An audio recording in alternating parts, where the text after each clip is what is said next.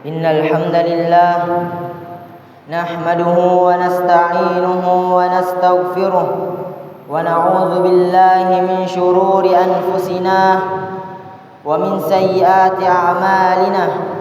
من يهده الله فلا مضل له ومن يضلله فلا هادي له. أشهد أن لا إله إلا الله وأشهد أن محمدا عبده ورسوله. فيا عباد الله، أوصيكم ونفسي بتقوى الله، فقد فاز المتقون. وقال الله تعالى في كتابه الكريم بعد أعوذ بالله من الشيطان الرجيم: بسم الله الرحمن الرحيم. يا أيها الذين آمنوا اتقوا الله حق تقاته ولا تموتن إلا وأنتم مسلمون. وقال: يا أيها الناس اتقوا ربكم الذي خلقكم من نفس واحدة وخلق منها زوجها وبث منهما رجالا كثيرا ونساء واتقوا الله الذي تساءلون به والأرحام إن الله كان عليكم رقيبا. وقال: يا أيها الذين آمنوا اتقوا الله وقولوا قولا سديدا يصلح لكم أعمالكم ويغفر لكم ذنوبكم ومن يطع الله ورسوله فقد فاز فوزا عظيما. فإن أصدق الحديث كتاب الله وخير الهدى هدى محمد صلى الله عليه وسلم وشر الأمور محدثاتها وكل محدثة بدعة وكل بدعة ضلالة وكل ضلالة في النار. Hadirin jamaah Jumat yang insyaallah dimulakan oleh Allah. Bertakwalah kalian kepada Allah dengan sebenar-benarnya takwa. Wasiat dengan takwa sering kita dengar, sering kita simak, bahkan berulang kali disampaikan. Mungkin sebagian bosan mendengarnya, tapi seharusnya seorang muslim diberi wasiat untuk senantiasa bertakwa dengan sebenar-benarnya takwa. Apa sebenar-benarnya takwa? Yang kadangkala kita tidak pernah memahami apa maksud wasiat dari penceramah. Mengingat Allah dan tidak melupakannya, mensyukuri nikmat yang Allah berikan dan tidak kufur kepadanya, mentaati perintah Allah, mengikuti aturan Allah dan tidak durhaka kepadanya. Lalu Allah mengatakan, wala tamutunna illa wa antum muslimun. Janganlah kalian mati kecuali dalam kondisi Islam. Hadirin jamaah Jumat yang dimulakan oleh Allah, sebagaimana kita ketahui, manusia dalam menempuh perjalanan tak terlepas dari berbagai macam rintangan. Ibarat bumbu-bumbu di kehidupan kita, terkadang manis, terkadang pahit, asin. Akan tetapi justru bumbu-bumbu itulah hidup kita jadi berkualitas. Dengan kata lain, laut yang tenang tidak akan menjadikanmu seorang pelaut yang handal. Maksudnya apa? Maksudnya kehidupan seseorang tidaklah berkualitas jika tidak disertai dengan rintangan di dalamnya. Sebagaimana orang sakit diuji dengan penyakitnya, orang sehat pun diuji dengan kesehatannya, orang miskin diuji dengan kemiskinannya, orang kaya pun diuji dengan kekayaannya, orang tua diuji dengan anak-anaknya, pedagang diuji dengan kejujurannya, laki-laki diuji dengan perempuan, perempuan pun diuji dengan laki-laki. Jelaslah kita diuji. Kita semua diuji oleh Allah untuk apa? Alladzi khalaqal mauta wal hayata, yang menciptakan mati dan hidup. Liyabluwakum ayyukum ahsanu amala, untuk menguji kamu siapa di antara kamu yang baik amalnya. Wa huwal azizul ghafur, dan Dia Maha Perkasa lagi Maha Pengampun. Apalah lagi orang yang berada dalam kategori beriman. Maka Allah memperingatkan dalam Al-Quran surah Al-Ankabut ayat 2. Allah mengatakan, ahasiban nasu ayyutraku ayyakulu amanna wa hum la yuftanun. Apakah manusia mengira bahwa mereka akan dibiarkan hanya dengan mengatakan kami telah beriman dan mereka tidak diuji? Dengan demikian Ketika seorang hamba diuji, bagaimanakah menghadapinya? Tentulah sebagai seorang hamba yang berkualitas, sebagai seorang hamba yang bijak, mestilah bersabar. Hadirin jamaah Jumat yang dimuliakan oleh Allah. Allah itu maha baik, yang tidak hanya memberikan berbagai macam rintangan, tapi juga memberikan arahan dengan petunjuk Al-Quran dan hadis, agar seorang hamba mampu memetik hikmah ketika menghadapinya. Bagaimana caranya? Yang pertama, sadarilah kita punya dosa dan kesalahan. Allah Subhanahu wa taala berfirman, "Wa ma asabakum min musibatin fabima kasabat aydikum wa ya'fu 'an katsir." Dan musibah apapun yang menimpa kamu adalah disebabkan oleh perbuatan tanganmu sendiri, dan Allah memaafkan banyak dari kesalahan-kesalahanmu. Coba kita hayati bersama.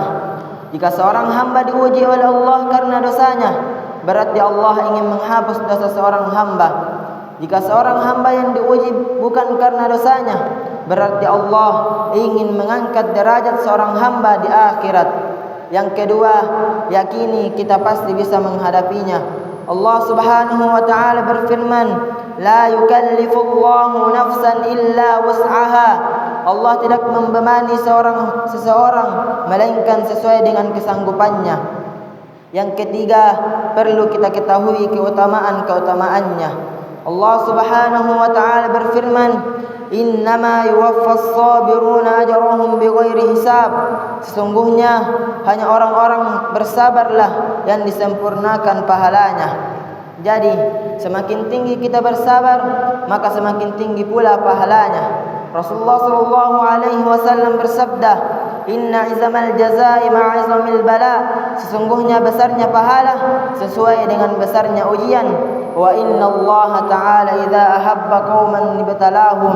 Sesungguhnya apabila Allah mencintai suatu kaum, maka Dia akan menguji mereka. Faman radiya falahu ridha. Oleh karena itu, barang siapa yang ridha menerima ujian tersebut, maka baginya keridhaan. Wa man sakhita falahu sukh. Dan barang siapa yang murka, tidak suka terhadap ujian tersebut, maka baginya kemurkaan. Hadirin yang dimuliakan oleh Allah. Jadi, ada 3 bekal pada kesempatan kali ini sebagai bekal untuk menghadapi beberapa rintangan. Yang pertama, sadarilah kita punya dosa dan kesalahan. Yang kedua, yakini kita pasti bisa menghadapinya. Yang ketiga, perlu kita ketahui keutamaan-keutamaannya. Hadirin jamaah Jumat yang insyaallah dimuliakan oleh Allah. Teringat sebagaimana ketika Nabi Muhammad sallallahu alaihi wasallam berdakwah di kota Taif, Rasulullah disakiti, dicaci maki dan dilempari batu. Apakah Rasulullah membalas? La, tidak sama sekali. Nabi Muhammad sallallahu alaihi wasallam kakinya basah, bukan basah karena air, bukan basah karena lumpur, namun basah karena darah. Basah karena bercucuran darah di kaki beliau. Nabi Muhammad sallallahu alaihi wasallam, apakah dia membalas? Ternyata tidak. Bahkan beliau mendoakannya yang baik-baik dengan harapan semoga keturunannya penduduk kota Taif menyembah Allah Subhanahu wa taala. Barakallahu li wa lakum fil Qur'anil azim wa nafa'ani wa iyyakum bima fihi minal ayati waz zikril hakim. Aqulu qawli hadza wastaghfiru innahu huwal ghafurur rahim.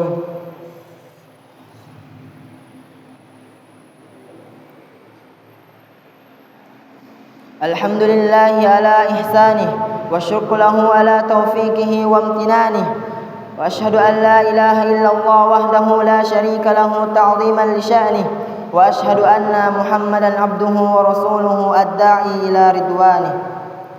Hadirin jamaah Jumat yang insyaallah dimuliakan oleh Allah. Jika tiba saatnya kita yang diuji oleh Allah, maka tidak sepenuhnya kita semua menjamin diri kita dapat bersabar, karena sudah sepantasnya seorang muslim saling mengingatkan untuk bersabar. Wal 'asr, demi masa, innal insana lafi khusr, sesungguhnya manusia dalam kerugian, illal ladzina amanu wa 'amilus salihati wa tawasaw bil haqq wa tawasaw bis sabr, kecuali orang-orang yang beriman dan mengerjakan kebajikan serta saling menasihati untuk kebenaran dan saling menasihat untuk kesabaran. Sebagai kesimpulan, mari kita hayati firman Allah yang berbunyi, wa asa an takrahu syai'an wa huwa khairul lakum. Boleh jadi kamu tidak menyukai sesuatu tapi justru baik bagi kamu. Wa asa an tuhibbu syai'an wa huwa syarrul lakum. Dan boleh jadi kamu menyukai sesuatu tapi justru buruk bagi kamu. Wallahu ya'lamu antum la ta'lamun. Dan Allah mengetahui sedangkan kamu tidak mengetahui. Innallaha wa malaikatahu yusalluna 'alan nabi ya ayyuhalladzina amanu sallu 'alaihi wa sallimu taslima. Allahumma ighfir lil muslimina wal muslimat wal mu'minina wal mu'minat al ahya'i minhum wal amwat innaka sami'un qaribun mujibud da'wat. Allahumma a'inna 'ala dzikrika wa syukrika wa husna ibadatik. Allahumma ighfir lana اللهم اغفر لنا ولوالدينا وارحمهما كما ربونا صغارا. ربنا هب لنا من أزواجنا وذرياتنا قرة أعين واجعلنا للمتقين إماما. ربنا لا تزغ قلوبنا بعد إذ هديتنا وهب لنا من لدنك رحمة إنك أنت الوهاب. ربنا آتنا في الدنيا حسنة وفي الآخرة حسنة وقنا عذاب النار. عباد الله إن الله يأمر بالعدل والإحسان وإيتاء ذي القربى وينهى عن الفحشاء والمنكر والبغي يعظكم لعلكم تذكرون ولذكر الله أكبر والله يعلم ما تصنعون. أقيموا الصلاة.